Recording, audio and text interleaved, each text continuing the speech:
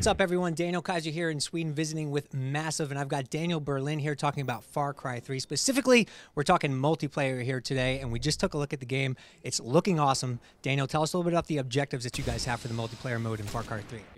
We wanted your friends to matter. We didn't want a multiplayer mode where the only team play interaction you had with your friends was the fact that you do not shoot them. So what we set out to do was to create a set of core team play features with interaction that would funnel through the entire experience. So we have one feature that we call the battle cry, for example. And this is specifically like when you're charging towards a node, you shout out battle cries to your friends and you buff them. They can be like buffing them so they reload faster, their health regenerates faster. A very cool thing that we have is the thing that we brought back from Far Cry 2 multiplayer is that everyone can revive everyone. It's not class specific, so it's not like, oh, he went down, he's like, oh shit, I'm not that class, I can't revive him. So everyone can revive everyone. And what this does is like all these team play features we have, they give you a team play resource. And this team play resource is then you can spend it and call in the heavy ordnance, the really cool stuff. We call that the team support. I know you guys are focused on building a team economy as well within the game for multiplayer, and talk a little bit about how that is extended both within the game and outside of the game, what your plans are.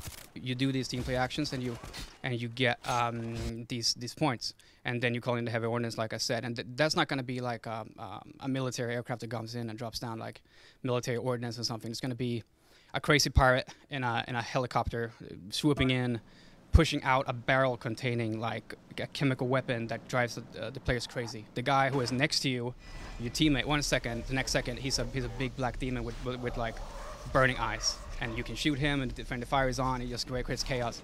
So that's the type of like Far Cry specific flavor we put on the heavy ordnance that you can call in. So it's very insanity, very like the island, not military, anything goes. In terms of outside the game and in terms of like social features, there's also a chance, like after each match, there's a chance that you find these flash drives. And these flash drives contain encrypted information. So afterwards, you decode this information, and it takes a little bit of time to decode this information. But once you've decoded it, you can get access to these really cool custom weapons, the most powerful weapons in the game, like a very special AK, for example. And the social thing about this is like, if I don't like AKs, like I don't like assault rifles, I'm a shotgun guy myself, I can give this to my friend. It's gonna be a very epic and memorable experience, because it is this crazy, colorful island. It's not just grays and browns anymore. It's like all this color. And when we say colorful, we don't just mean visually the colors. It's like crazy, anything goes weapons. So we're not restricted by these things. We can do whatever we want on this island, and it's really awesome. One of the modes that we got a chance to play was called the Firestorm mode. It's pretty awesome, very intense, little tug of war going on. Describe for our fans exactly what you'll do in Firestorm. You're fighting in this huge inferno.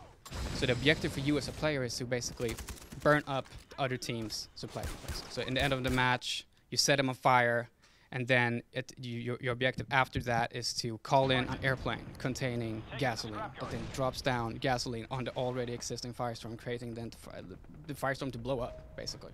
So it's fire with more fire and then fire. This mode requires a lot more coordination than the other modes. Talk a little bit about some of the efforts that players are going to have to make in order to work with their teammates to ensure success in Firestorm. Definitely. When setting out to create the multiplayer game modes, we had like a spectrum of the like normally like domination that we have as well. It's like we have all our team play features in that game mode, but the game mode itself does not require team play. It's good and it's an incentive because it gives you an edge.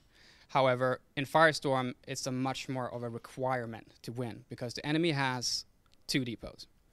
And when you ignite one, basically set it on fire, it's going to burn for X amount of seconds, leaving you with a window of opportunity. Meaning that the other your teammates are going to have to ignite the other one while that one is burning. So you have to work together, more than one person, to basically have both nodes burning at the same time, and hence creating a firestorm. Once a firestorm is initiated, as you notice, the radio spawns in the middle, and then the match switches from having 4 active nodes to just 1 node. And now, like, everyone in the entire, both teams just swarm on 1 point, creating this like crazy massacre inside the inferno, and it's just totally crazy. But the thing is, like, if someone put your stuff on fire and you manage to capture the radio, you call it an airplane as well, but it's containing water. So it just puts the fires out. There's always a chance for you to do a comeback. So we have this island, and we have this sense of that anything goes. And because we have that, I mean, for example, when you win a match, we don't just end the match. And since it's military, I can do whatever I want with the losers. So at the end of a match, we go to a specific screen, and it's just like the guy who won the match, he gets to decide the fate of the guy who's the winning player on the losing team. So at the end of a match, you're standing there and you get to choose, okay, do I want to show this guy mercy, or do I want to punish this guy? That answer your question? Serves him right. For Far Cry, we'll really bring the whole concept in. Like, awesome single player, lengthy, cool. And the multiplayer, we're creating it here separately.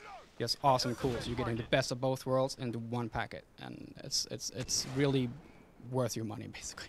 We're certainly looking forward to checking out more of Far Cry 3 as we progress towards its launch. Thanks so much for your time, Daniel. For more on Far Cry 3, hit up GameTrailers.com. They're stealing the fish market.